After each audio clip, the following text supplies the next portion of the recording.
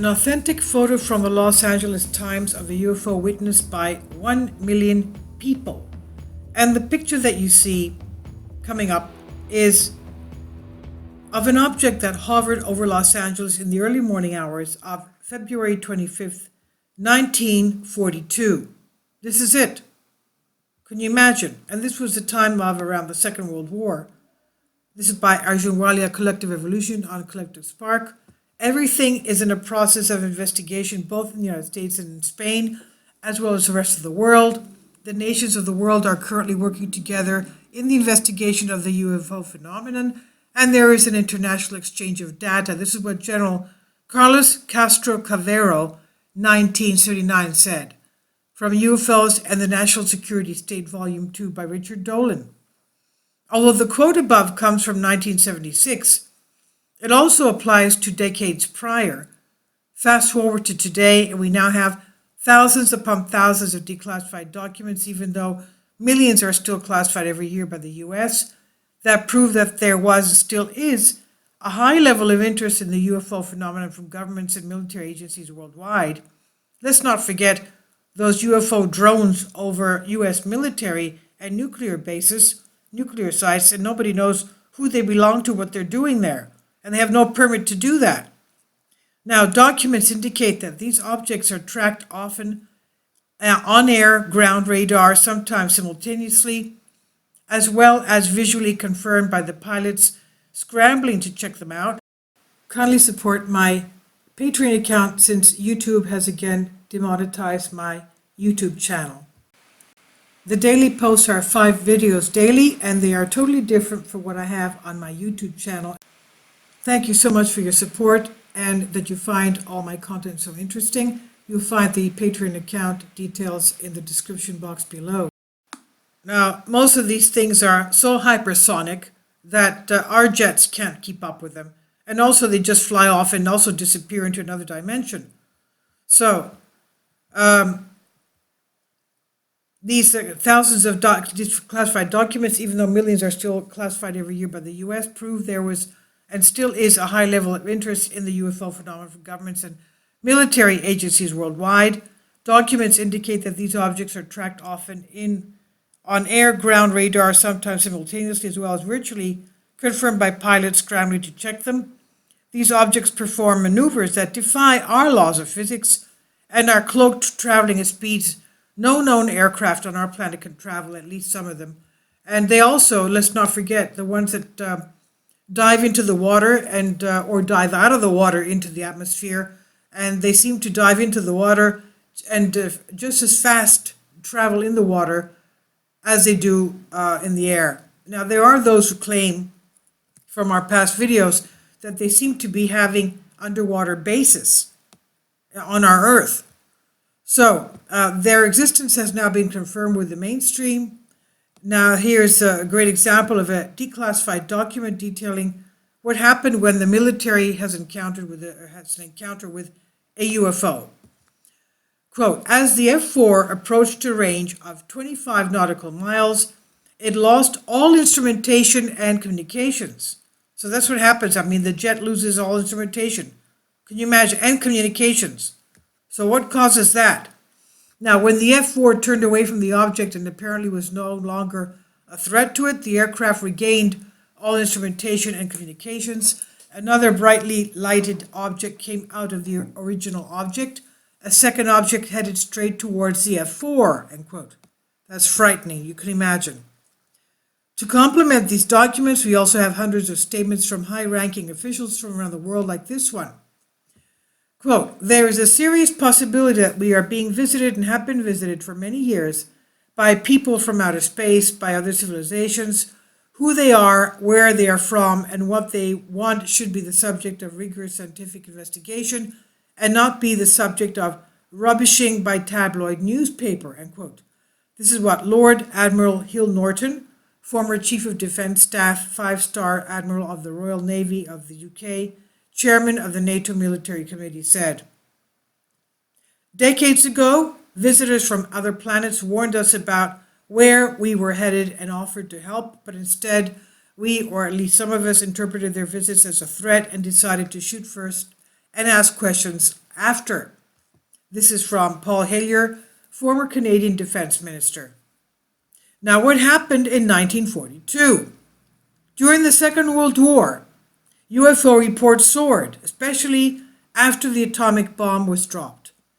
This is interesting given the fact that a number of the declassified documents indicate UFO incursions at several different military nuclear missile facilities around the globe. Perhaps the best and most well-known example comes from 1967 at Malmstrom Air Force Base in Montana. The base controls a giant network of intercontinental ballistic missiles, ICBMs, where a number of highly trained military personnel witnessed a red, glowing UFO hovering outside the gate. At that time, all of the ICBMs shut down, including the backup generators. Just to be clear, this does not ever happen. A conference was held 7 years ago at the National Press Club discussing the issue.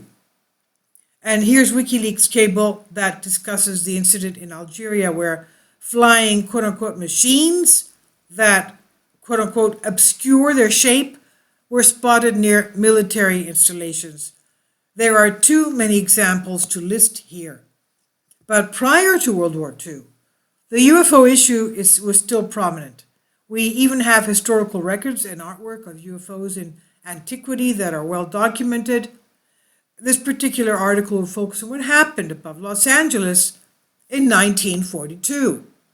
Searchlights and anti-aircraft guns comb the skies. The picture we see is of an object that hovered over Los Angeles in the early morning hours, February 25th, 1942. The small white dots around the object are military bursts. This incident happened only 3 months after Pearl Harbor. At the time, there was a lot of attention placed on the U.S., and the U.S. was on high alert. And this was on the West Coast, Los Angeles, of course, just across from Hawaii. And as you can understand, they didn't want anything happening as what happened in Pearl Harbor.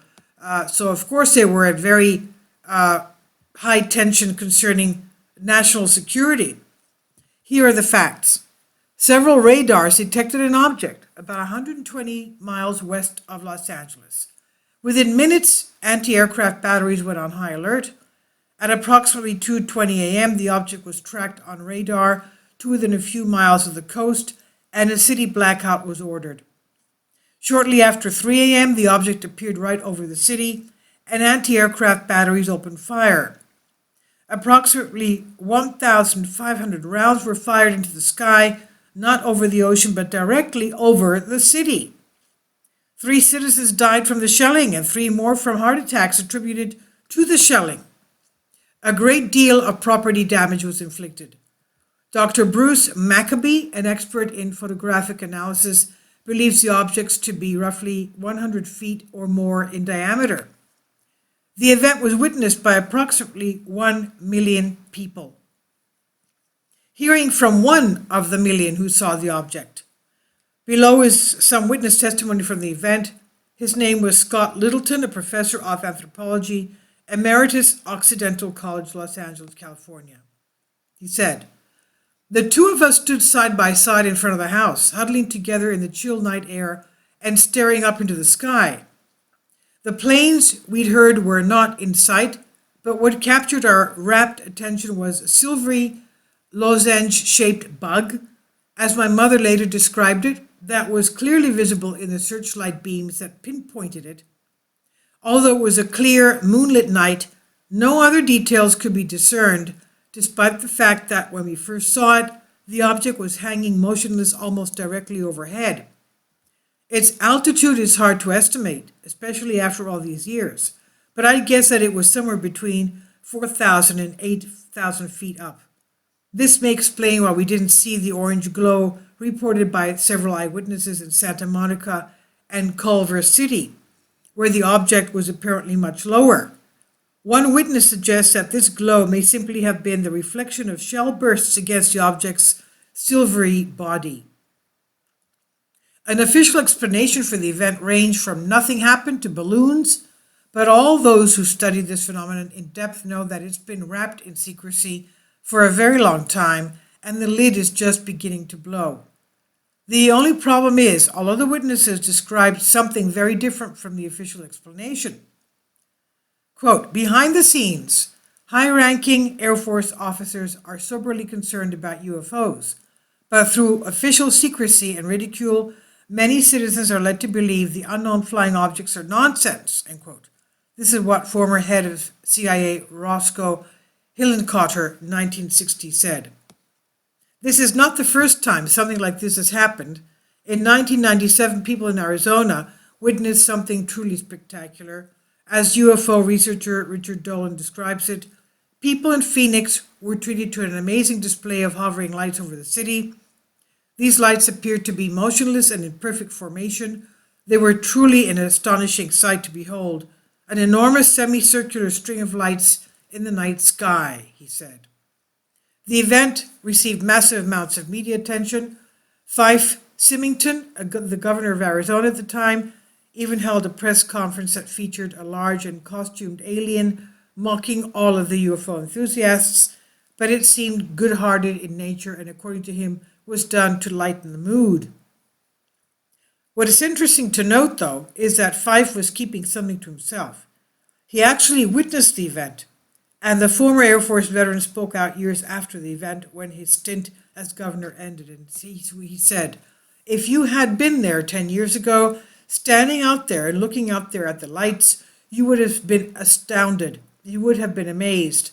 I suspect that unless the Department of Defense can prove otherwise, then it was probably some form of alien spacecraft. It was enormous and it just felt otherworldly. In your gut, you could just tell it was otherworldly, he said. So this is from a Collective Evolution, published here under Creative Commons license on Collective Spark. Please leave your comments and thank you for your support.